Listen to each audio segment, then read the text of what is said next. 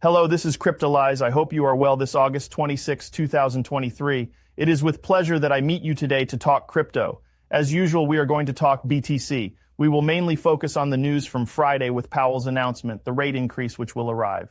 I will explain to you how far we can go, why, what is the zone of rupture that we can have, what are the elements that Powell has in mind, and how he can decide in relation to that, and in what this recession, this economic breakdown that we are expecting, everything that is making headlines again, will perhaps happen or perhaps not, and precisely the implication of communication in relation to that.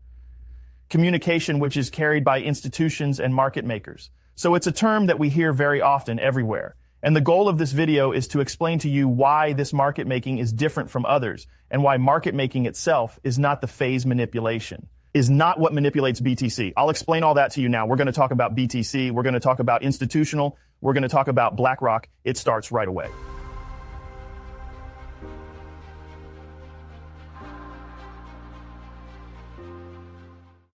We start right away with a point on interest rates and the allegations. In any case, the speech that Powell gave on Friday, which is really an important speech, in which he clearly explained that had strength in terms of the changes they made. The increase in rates worked, but it is not enough. He notes that behind this, the inflation rate is still too high. Yes, there is lag. Yes, there is latency between the moment when I increase the rates and the moment when it enters the economy. But he considers that there we should already potentially be on a rate lower. So the question arises, wouldn't we have a delay that would be more significant than usual? Wouldn't this delay have other impacts? And this discussion was very interesting because what we have to remember is that clearly he will re-increase the rates. There will be 1-2 re-increases, and certainly the last re-increase will be in November. That's a little bit of what the market took away from it, and it's very interesting to see a little bit of the general state of this inflation. Because overall, there are two things. There is inflation and there is the notion of recession. This notion of recession is a communication and an idea that we revisit regularly. It came back at the end of the year 2022. It came back at the end of the year 2023. Oddly enough, it's really pretty much cyclical. This fear of inflation systematically returns at the end of last year and this year again. And I think it's really a very strong narrative theme that comes up systematically. For what?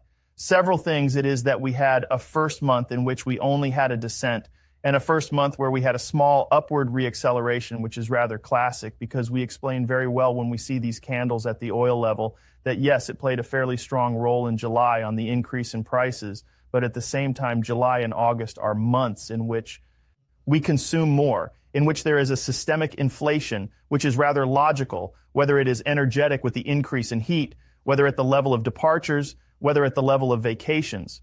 Overall, these have always been relatively strong inflationary periods. So in that regard, there is nothing to change in relation to that, or even it was below the forecast.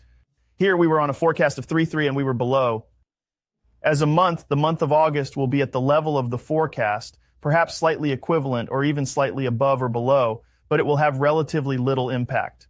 What will be important is September, October, November, which will be decisive months to determine whether or not we manage to get closer to the 2%, which is, he recalled, really the objective of the Fed, aim for 2%. Will the increase in effective rates allow this? I don't think that the two additional levels, so we would get to 6% at the Fed level, would increase that, but the Fed aims to go down to 2% by limiting the impact to level of the economy. And the levels of the economy, there are two vectors which are very important. The first here will be the employment rate. Okay, the employment rate implies the rate of people who do not currently have a job. And we are at lows. We are clearly at lows. Here in yours, it's COVID. So in this COVID period, we had an acceleration of more than 14%. And then we went back down to the low levels between 3 and 350, and the same here between 3 and 350. And these are levels that we experienced in the 2000 years too, very low before having the acceleration in the crisis precisely of .com. We see that we are stabilizing even though we have already been in this crisis phase of inflation crisis for almost a year and a half. And we are going to say for fear of recession, in which we have had the increase in rates, which have returned clearly in the economy. We are not going to hide it. We had in 1 year almost an increase of 4 points. And these 4 points were finally 400 points. Sorry for the move of 4% in which it was very clearly integrated into the economy where it is being integrated strongly. And we see absolutely nothing. We don't see any change. We are still in a decline. So that already basically implies that we are not in a usual recessionary cycle. We are not in a cycle usually linked to inflation and recession. Normally, when it's like that, we are supposed to have a GDP which decreases to enter a form of recession, and to have alongside a decreasing employment rate, therefore implying an increase in unemployment. Here, this is not the case.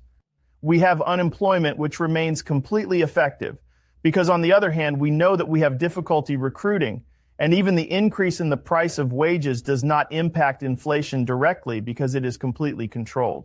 And it's very interesting to see that because it implies that we would be good from the real characterization of this crisis in the implementation of a soft landing, because we would be in something which is totally different.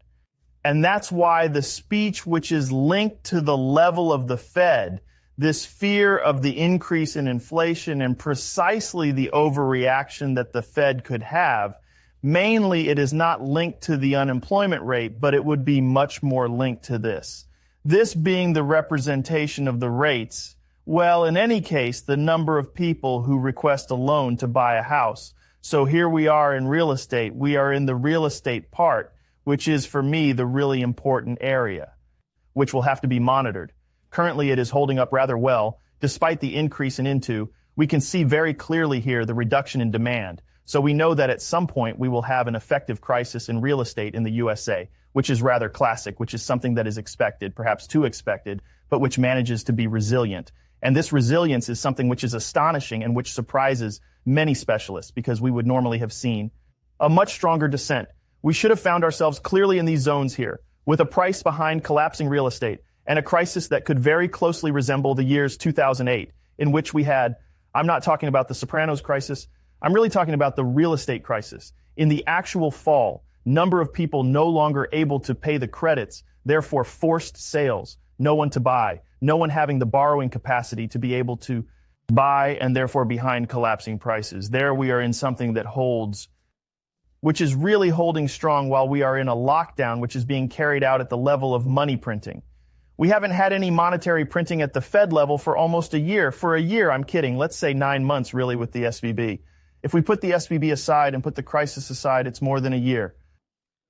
But it's interesting to see that the American economy is in fact in the process of self-regulating. And this is the very basic principle when we look at the principle of the free market, is that we have a market that self-regulates. And there we find ourselves in this dynamic. So we have to be very careful, because it's like everything.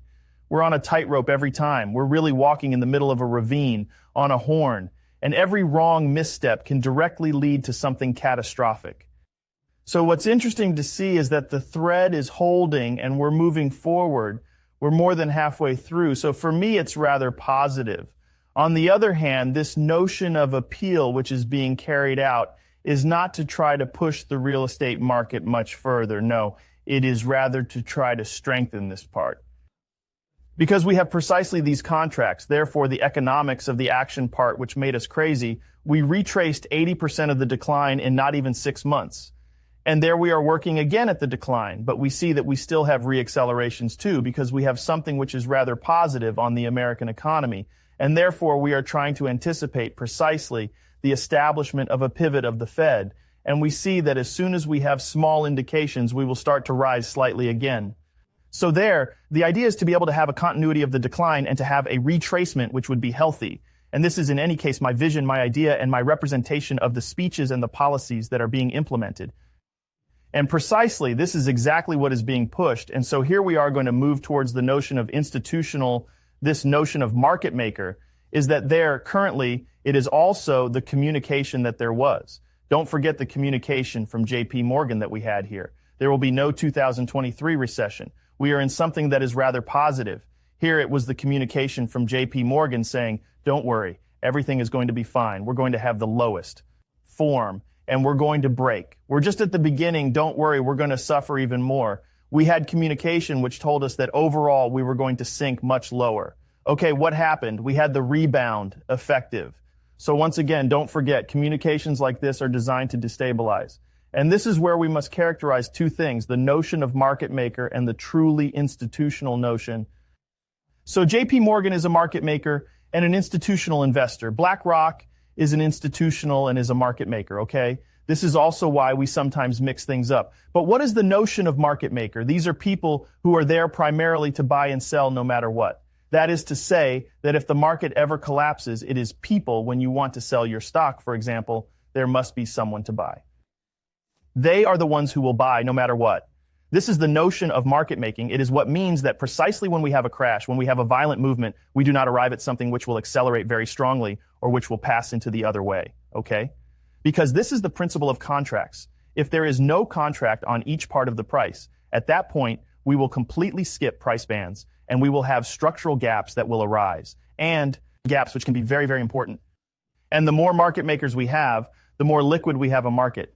It is this notion of liquidity which is close to the market maker.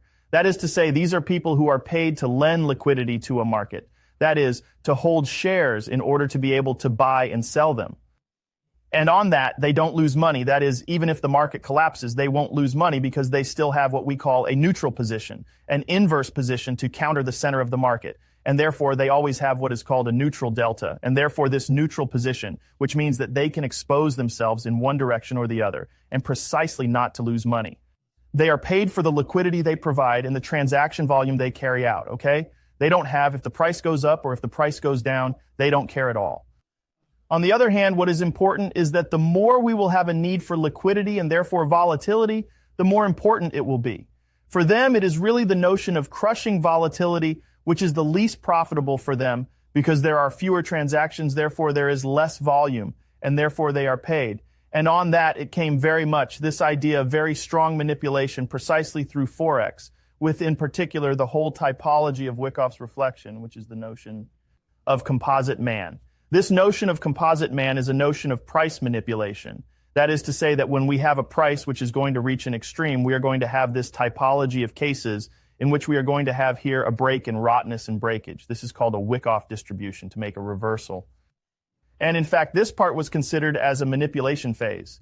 Manipulation that is generally said to be by market makers because in Forex, historically, we recall that it is a foreign exchange transfer. Forex is a foreign exchange transfer. So if I don't succeed, I have, for example, billions, which is the case with BlackRock, lots to pass on. If I want to have a price which is more or less constant and without strongly influencing the market, I'm going to have to dilute my prizes in this way. And obviously to dilute my prizes, I have to create incentives. That is to say, if I want to sell, for example, I must have someone to buy. It's very strong. I mean, if I don't have anyone to buy from, in this case, given that I'm one of the biggest market makers, I'm not going to buy for myself. So at some point, I have to have the incentive to be able to do it. And so that means that I will manipulate the price to have an exchange rate that will be approximately equivalent, which will be in the middle, to then potentially lead to a bearish movement or an upward movement. It doesn't matter. It's an accumulation, an effective distribution of Wyckoff. And behind that, there are other elements that come into play. We have the notion of institutional, and there, BlackRock, for example, and JP Morgan are also institutional. They are market makers, but also institutional through they place funds. And the notion of a market maker who manipulates, on this, the amalgamation is often made because the two are equivalent. And we already know that they were both caught in order to make a mix of the two understood market manipulation to be able to profit from it behind in their institutional part. And this is where you have to be very careful when you have this type of news. As I explained to you with JP Morgan, who told me, don't worry, everything will be fine here, okay? When we were in this top, we were really in this zone here. Everything is going to be fine. What do we see? We see a very nice distribution of Wyckoff, which is being put in place to break bearish, okay? So here we are really I'm taking my profits. Please buy my shares so that I can take my profits quietly. So we are always very careful about that. And the question we're going to ask ourselves, and in fact, the problem is that we often have on Twitter and on social networks forms of categorization, which are very quickly made in the sense that we will say, okay, well, the market makers need to buy lower. The institutional investors need to buy much lower. And so at that moment, it implies that it is they who are dragging the price to the lowest. So I have started to defend that a little bit in the daily newspapers by explaining to you that that's not going to be the case in any case. It's not my vision. It's not BlackRock who made this real fall here. Okay, this is not that at all. It is a massive profit taking with a forced liquidation in a zone of no interest in the price. So I will expand on this later. Keep it in mind. But for me, you have to understand that BlackRock doesn't care. Clearly, they are not going to buy BTC. The ETF itself is a financial tool in which they are remunerated by the volume of BTC. So for them, there must be a BTC that grows. There must be a BTC that makes institutional investors want to enter into it. There has to be volume for it to be interesting for them. They are paid for performance. They are paid between 0, 4, 0, 5, 0, 6, 0, 7, perhaps 1% of the effective volume per year. So the more people there are on this ETF, the more interesting it is. For there to be people, the price must not be low. The price must be increasing. And this is very important to remember, is that for me, the ETF did not cause this fall, and BlackRock has no interest in buying lower. For what? Quite simply because BlackRock buys at the lowest price that already exists. As a reminder, where do they invest? They invest in miners. They are investing in miners who are currently producing BTC at the most attractive price on the market, which will be much more attractive than the price we currently find, or even the price we find here. These are prices that are unbeatable at the moment that we cannot find on the market, and that basically if they buy on the market, it will not be on the classic BTC market, it will be OTC. So that is to say, outside the classic market on operations, which will be effective buybacks, for example, on liquidations on points like that, but it will never be in areas there. And are they exposed to BTC? Already, unfortunately, we will not have a vision of the exposure they have, but this exposure they have built through actions linked to miners, therefore on the lowest effective price, and yes, potentially institutional. So I remove this notion of the croquet. I reduce the level of institutional a little bit because there are several levels of institutional. There is the basic institutional and the very, very large institutional. Okay, we're really at different levels, and these levels don't work together. Okay, far from it. They cannibalize each other, okay? Because obviously when we want to place billions and billions of orders, it's going to be on retail that we're going to try to have. It's going to be on the small incisional, the medium incisional, in which we need to have the liquidity to be able to do this. And there, in fact, what we must understand is that the little incisionalists have come here, have taken a profit here. And they're precisely small means on lateralization zones, on accumulation zones, on manipulation zones. We are really in these zones. And so here we are on the actual profit taking, and there we see it clearly here. I presented it to you in the daily. In general, it is that we have an open interest, which has returned to the level of January 2023. We are suddenly losing interest because now the cash has gone out. There is no longer anyone present. When we see here these kinds of little candles there, this crushing, we see it better there. It's this candle that we closed on Real Friday there. Well, we see that there is no one. We see that we have fallen back on a very low volume. Here we are on the BTC volatility index. So when I see that, I'm sorry, I'm telling myself that we had, yes, a reaction, but we swallowed it by drawing this reaction. So we had an upward acceleration in volatility, a downward movement of 10%. What happens after? Crushing of the price, where we had perhaps not even 0. 5% in the week of volatility, which is excessively low, something which moreover does not resemble what we usually see, in which we still have a very strong return of volatility. So for me, I think that we will still have a flat calm because we are mainly waiting. So I am talking about it. It is in general. Crypto in general, we are waiting here the arrival of liquidity, which is characterized by ETFs, but not only them. For me, this is an interest in the interest of BTC. Can we have an interest in BTC as long as we have bounds that are at 5 minus 6%? At what point will I take a risk on an asset which is basically highly volatile and which is highly risky, to have a yield that may be lower than Treasury bonds with the Fed increasing rates?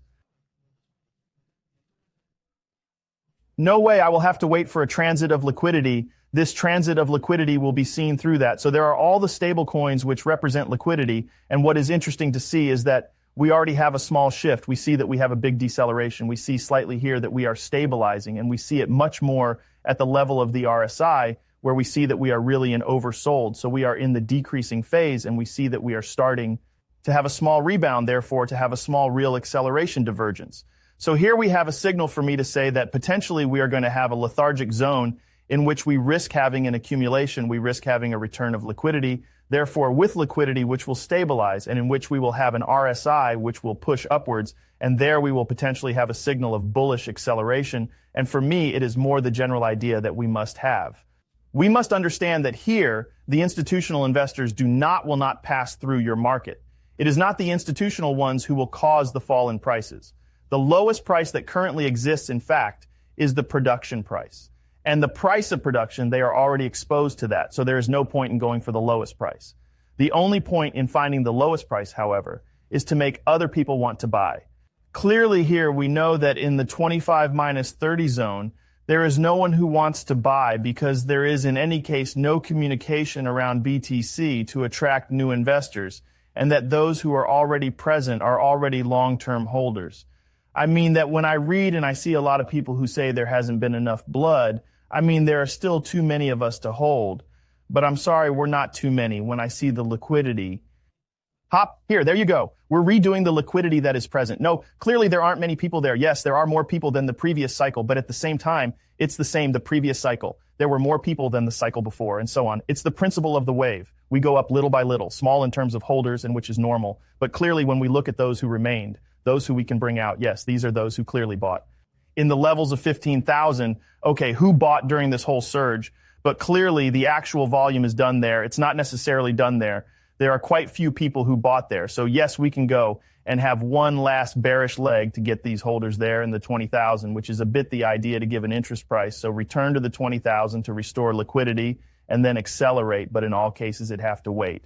What? You have to wait for one for the halving to pass. You have to wait for two for the new cycle to be set up. And that's tomorrow's video where I explain to you precisely for myself my bull run start dates, my bull run end dates, when I'm going to take my profits and how I currently status it. And that's tomorrow's video. I hope you liked this video. If so, don't forget to leave me a big comment. It always makes me very happy, and it's with pleasure that I answer them. If you ever have any questions, don't hesitate. And we'll see you tomorrow, 8:30, for a special video once again around the bull run, around this general understanding of the BTC cycles, which is very important to master, especially in this period of uncertainty and lethargy, which is unfortunately likely to last a little longer.